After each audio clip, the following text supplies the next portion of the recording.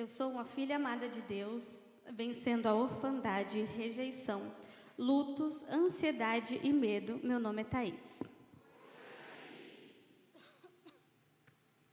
Cresci ouvindo que minha mãe não queria engravidar de mim, que eu não havia sido planejada e que a vontade dela era ter apenas 3 filhos. De outro lado, em contrapartida, o meu pai fazia questão de todos os dias derramar elogios e afeto sobre a minha vida.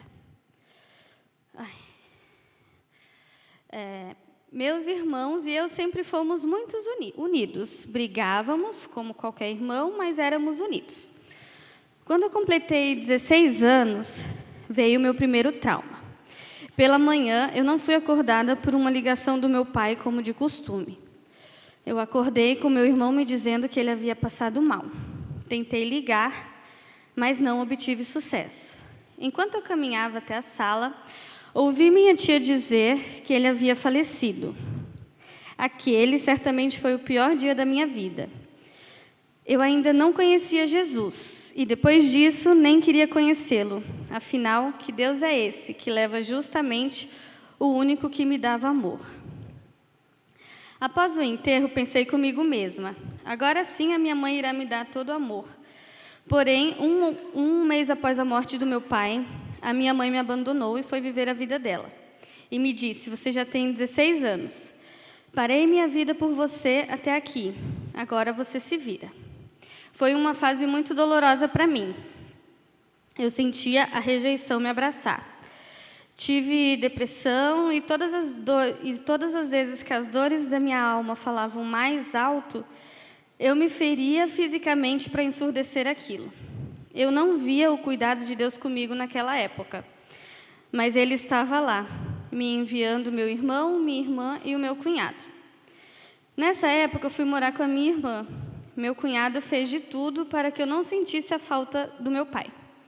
Aos 20 anos, me casei, me batizei e conheci a Jesus. E, mais uma vez, o cuidado de Deus estava ali.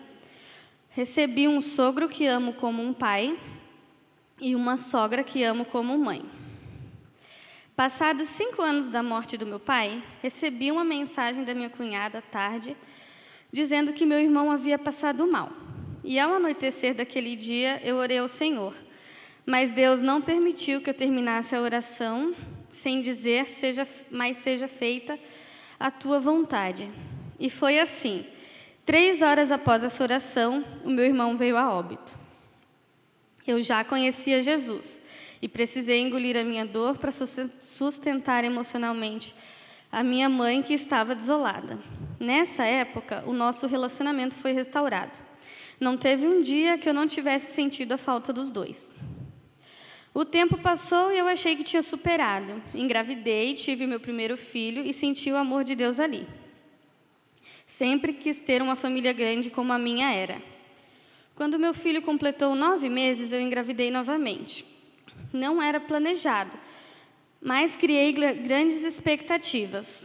Com 7 semanas dessa gestação, sofri um aborto espontâneo e veio sobre mim todas as dores das outras perdas e eu pensava, Deus, por que o Senhor permite que quem eu amo morra? E os anos foram passando e eu colocando toda a sujeira embaixo do tapete. Até que em 2021 eu perdi o meu cunhado, aquele que cuidou de mim como um pai. E novamente, todas as outras dores ocultas me assombravam. Tive crises de ansiedade, mas segui com a sujeira embaixo do tapete, dizendo para mim mesma que estava tudo bem. Em 2023, eu e meu esposo decidimos tentar engravidar novamente. E após 8 meses de espera, conseguimos o tão esperado positivo. Eu me senti como se estivesse no controle da situação e, por medo, fazia exames de sangue a cada 48 horas para acompanhar a evolução. E estava tudo indo bem, até que um fim de tarde, ao descer do carro, eu tive um intenso sangramento. Naquele momento eu dizia para Deus, por que isso de novo? Deus, eu não quero esse propósito para mim. Não permita que mais uma vez eu perca alguém.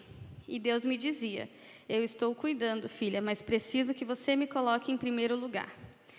Saí do hospital aquele dia chorando. Aquele dia eu não queria ver nem falar com ninguém, mas como somos líderes de GA, precisamos fazê-lo acontecer normalmente, pois eu precisava amar primeiramente a Deus.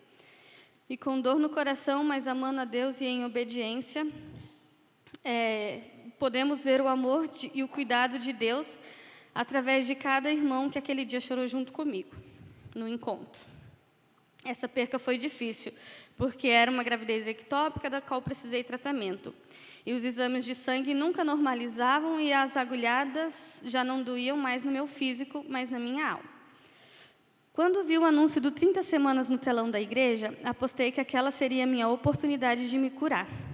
Cheguei no 30 semanas, 5 meses após a perca, e chorava quase todos os dias.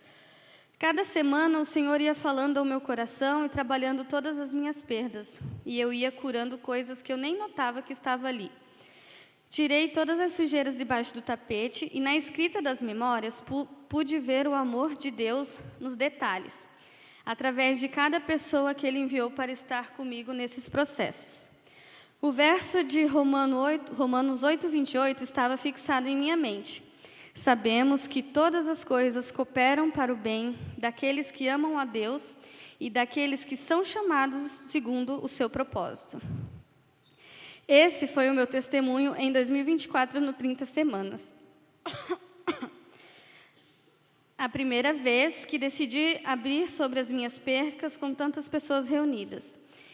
E um mês após entender o meu processo e entregar as minhas dores para Deus, eu fui recompensada por Ele com uma nova gestação, sem sequer esperar ou planejar.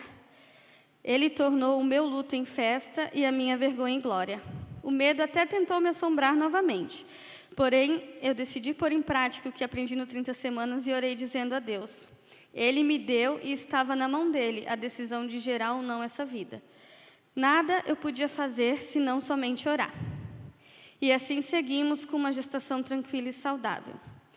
Entreguei 2 filhos a Deus, convicta de que Ele sabe o melhor para mim, e hoje eu posso dizer com autoridade: sou uma filha amada de Deus nos dias bons e nos dias ruins. Ele me fez florescer no vale. Obrigada pelo silêncio.